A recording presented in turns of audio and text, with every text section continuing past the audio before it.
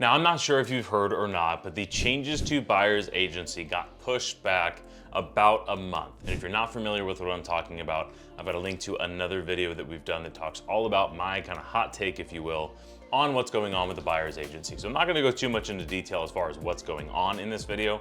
I'm going to talk about a story or a conversation that we keep hearing in the real estate space. And this is not just on our team talking to local home sellers, mostly buyers as well too. This is a conversation I'm hearing a lot of real estate agents throughout the entire nation talk about. So I want to have the conversation here today. Now, the question that we are hearing in the industry, not just local, is I'm going to wait to sell my home until these buyer agency changes so that I can save on commission, or so that I don't have to pay buyer's agent commission.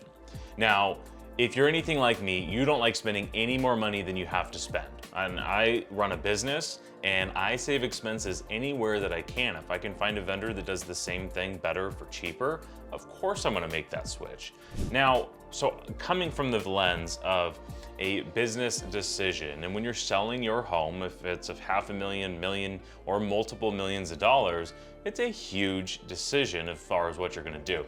So what I'm gonna talk about today is the mindset around, I'm gonna wait until the changes to buyer's agency to sell so that I don't have to pay commission. Now, a couple different things here is today and yesterday, if you wanted to sell your property and didn't want to pay commission, you don't have to. And we're going to talk a little bit more about that later, but the reality is you don't have to now today. So the wait for that change, that part doesn't make sense to begin with, but we're going to talk a little bit deeper, and I have a case study for you with real live data from right now on my computer that I'm pointing at. All right, now here is my key point that I really want to underline here, is that a lot, not most, but a lot of sellers will focus in on cutting costs when selling real estate. And really, to be honest, the only cost that sellers look at is real estate agent commission.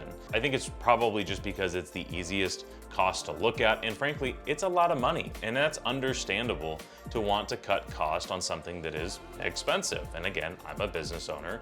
I do that all the time. All right, so here's the real point that I want to share. Which one of these is more important to you? Let's say A over here is the total cost to sell your home, which includes real estate agent commissions. That's A over here.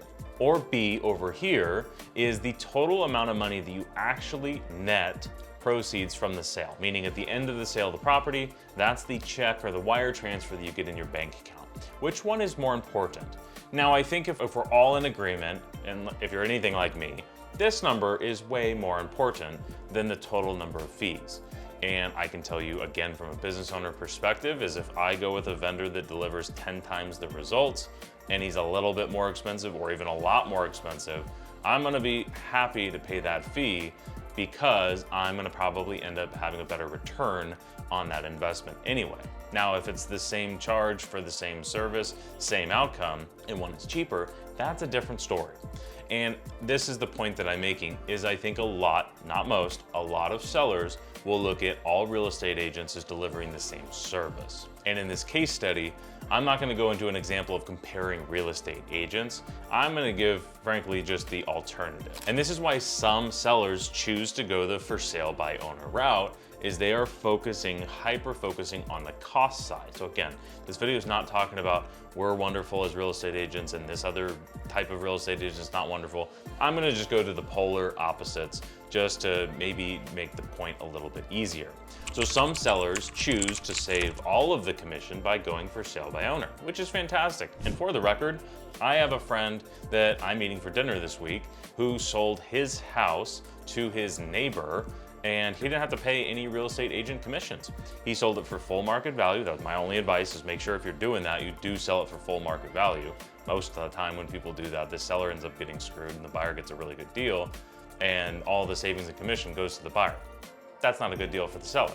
Great for the buyer. Anyway, he sold it for full market value, didn't have to pay real estate agent commissions, and it was an easy deal. That is fantastic.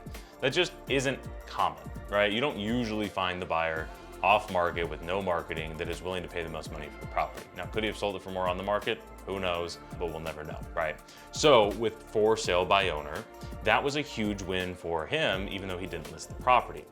Now, let me give you an example of a real property. I went on Zillow.com and found a property very close and similar to another listing that we have on the market. So I'm gonna compare our listing here at Onyx Homes to this for sale by owner. So this for sale by owner, I'll put the screenshot here on the image, is a property in Irvine. This is a small townhome condo, and you can see there's like 9 pictures on it, and the picture quality was maybe taken with a Nokia brick phone from 1991. And this is how this property is being advertised. Now, this consumer is saving, remember the 2 examples, this seller is saving cost on real estate agents, thinking it's a huge win, and maybe it is. And here's the reality is proof is in the numbers. I'll make a real comparison here. Remember, this is a case study. So 579 people in the entire world know that this property is for sale, and 12 of them have liked the listing enough to save it, is they hearted it on Zillow, which means they saved it for future.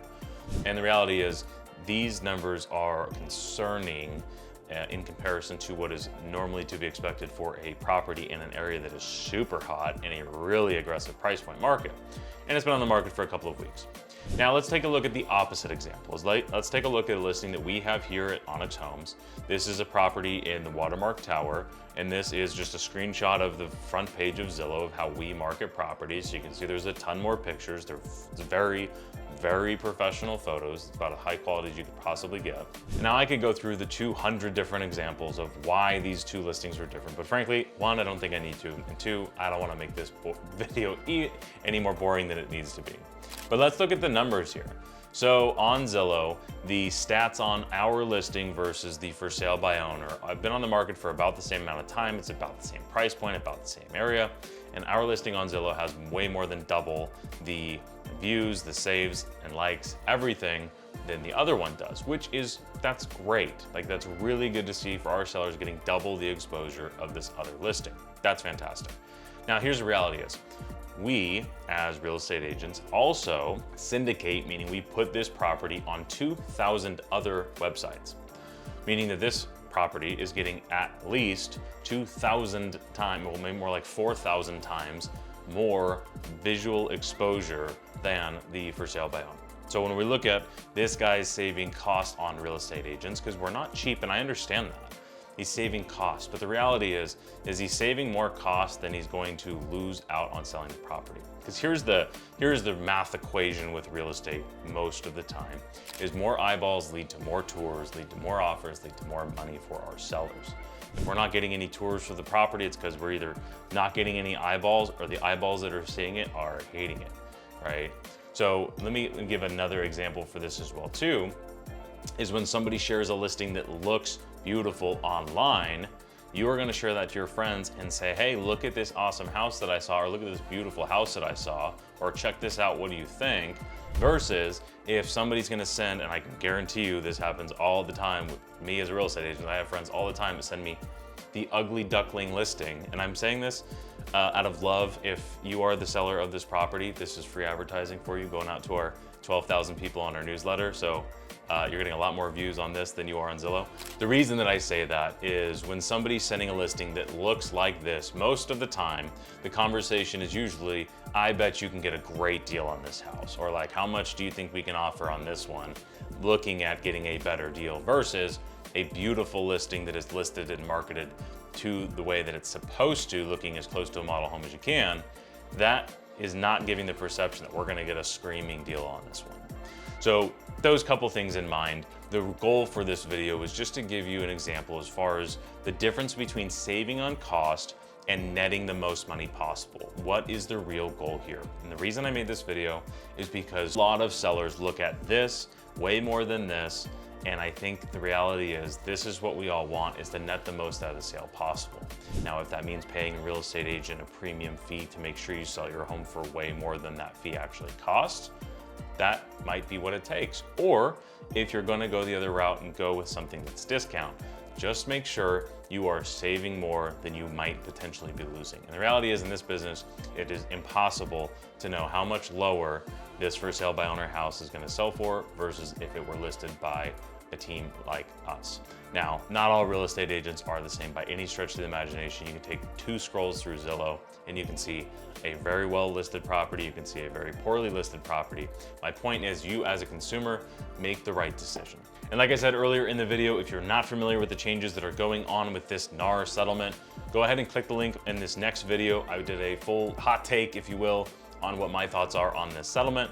And as always, if you're interested in reaching out and starting a conversation about thinking about selling your home, go to trackyourvalue.com, or you can always reach out to us directly. I'm sure you know how to find us. Again, my name is Christian Stubbs. Thank you so much for watching. If you liked the video, like and subscribe to the channel, and I'll see you in the next one. Bye.